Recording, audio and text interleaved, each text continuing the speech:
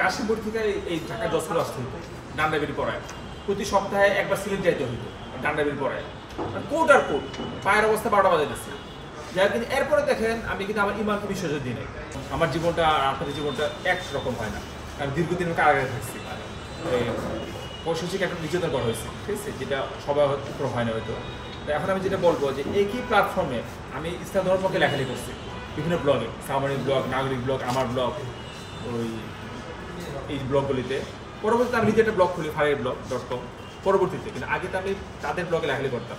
তো আমার সাথে একই প্ল্যাটফর্মে যারা ইসলাম বিপক্ষে লেখালেখি করছে, মানে ইসলাম ধর্ম বিপক্ষে, তাদের জীবনে পার্থক্য কীরকম হয়েছে যে আমাকে একটানা 10 বছর 5 মাস 2015 সালে ফেব্রুয়ারি 28 তারিখ থেকে একদম 2025 সালে 22 আগস্ট জেল খাটতে হলো। 2টা সাজা দিল, একটা লাইফ সাজা, একটা সাদা সাজা, 39 বছর সাজা, 39 ইয়ার্স।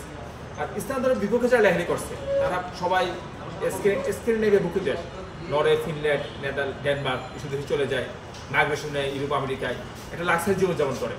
কীভাবে করে? ইসলাম বিপক্ষে লেখালেখি করে, জাস্ট দুনিয়ার জন্য, জাস্ট দুনিয়া, 60 বছর দুনিয়া।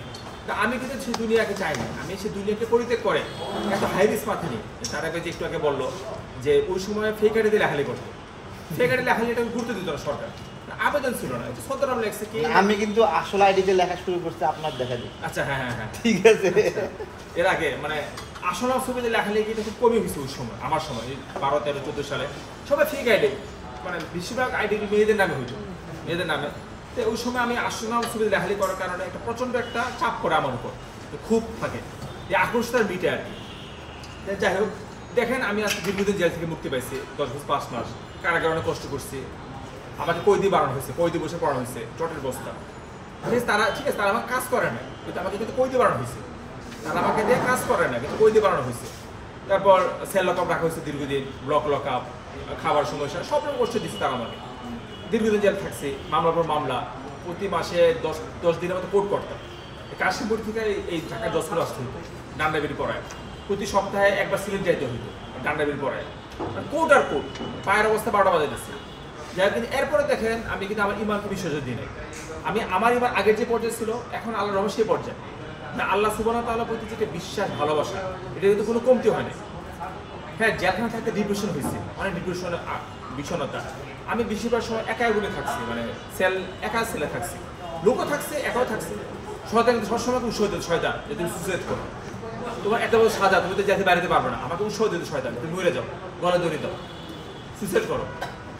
কিন্তু আমি কিন্তু শয়তান প্ররোচনা পালা দিই, কিন্তু শয়তান খুব বিরক্ত করছে আমাকে আত্মহত্যা করার জন্য।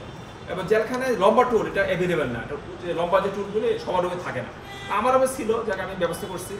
তো এই শয়তান সবসময় বলতে, তুমি টুলে দাঁড়াও, তুমি টুলে দাঁড়ায়, যে ফ্যানটা আছে ফেনে মানে ঝুলা যাও, চিন্তা করা যায়। তারপর আমি কোনো দলের সাথে সম্পৃক্ত ছিলাম না, জামাত ছিলাম না, চরমপীর না, হেফাজত ছিলাম না, কেউ না।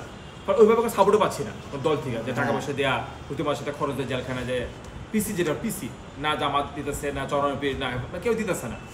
মানে যেহেতু দল করে না, দিবে কেন? আর বাংলাদেশগুলো হচ্ছে দল ভিত্তিক চিন্তা ভাবনা সব। সরকার কিন্তু আমাকে ইনস্টিগেট করছে, তুমি সুসাইড করো, গলায় দড়ি দাও।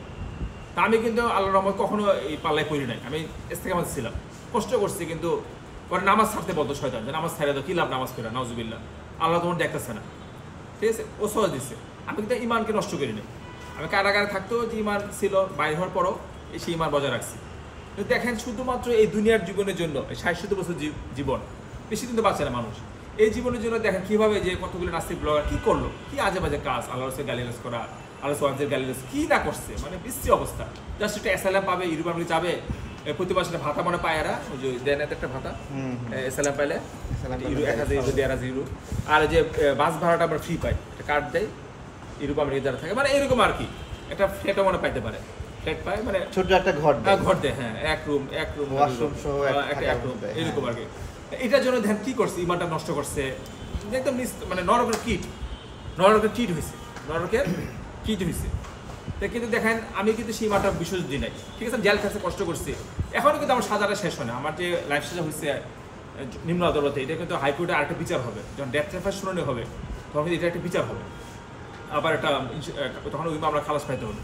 ইনশাল্লাহ খালাস পাবো, আপনারা সবাই পাশে থাকবো। হ্যাঁ, মানে আমার মামলা কিন্তু এখন শেষ হয় না, জাস্ট জামিন নেই, অন বেল, যেহেতু কয়েদি মামলা, এটা কিন্তু শেষ হয় না, এটা একটা আবার এটা ফিনিশ করতে হয় হাইকোর্টে। বাবুর ভাইয়ের মতো হ্যাঁ, বাবর ভাই কিন্তু হাইকোর্টে আবার খালাস করতে হয়েছে। খরচ করতেছে, যদি জামিনে ছিল সমস্যা নাই, তা আমাকে এটা খালাস করতে হবে। তো এটা তো সহজ না, কারণ এটা একটা মার্কিন নাগরিক হত্যা, অভিজিৎ মার্কিন নাগরিক, মার্কিন নাগরিক, এটা যাকে ইনশাল্লাহ হবে, একটা ব্যবস্থা হবে। যাই হোক, তো এখনও কিন্তু আমার মাথায় টেনশন আসছে, আমি এখন কইদি, মানে আমি কিন্তু এখন ফ্রি না। ফ্রি যে বলতে পরে আরেকটা মামলা, এখন হাজিদুর মামলা ঢাকা মহানগর দায়রা জজের ট্রায়াল আছে, ওই যে দায়রা জজে যে রাজীবের জানাজি আমাকে হত্যার হুমকি সংক্রান্ত তথ্যপ্রতি 57 ধারা, পেনাল্টি 506, এটা এখনো চলমান ঢাকা জজ কোর্টে, মানে হাজিদুর মামলা আন্ডার ট্রায়াল, মামলাটা এখনো বিচার হয় না। এগুলো তো ঝুলাই রাখে, বুঝলেন না, কোর্ট কাছারি। বাংলাদেশ নিমিত্ত মানে 50 লাখ মামলা আছে না, সব মিলে সংখ্যাটা জানি না, প্রচুর মামলা, মানে এগুলো তো মানে মামলা হয়, ওর উপরে আর মানে কি বলবো। তো যাই হোক, এটা আর কি যুবদের সেটা বললাম যে দেখো, তোমাদের বিশ্বাসটা এটা নষ্ট করবো না, কষ্ট করে বিশ্বাসটা রাখো। একটা মশা বাঁচে 14 দিন, একটা মশা 14 দিনের বেশি না, 14 দিন কিন্তু আগে এর মধ্যে জন্ম নেয়, এর মধ্যে হ্যাঁ। বড় হয়, এর মধ্যে যৌবন পায়, এর মধ্যে বংশ বিস্তার ডিম করে। দেয়, এর মধ্যে মারাও যায়। কিন্তু 14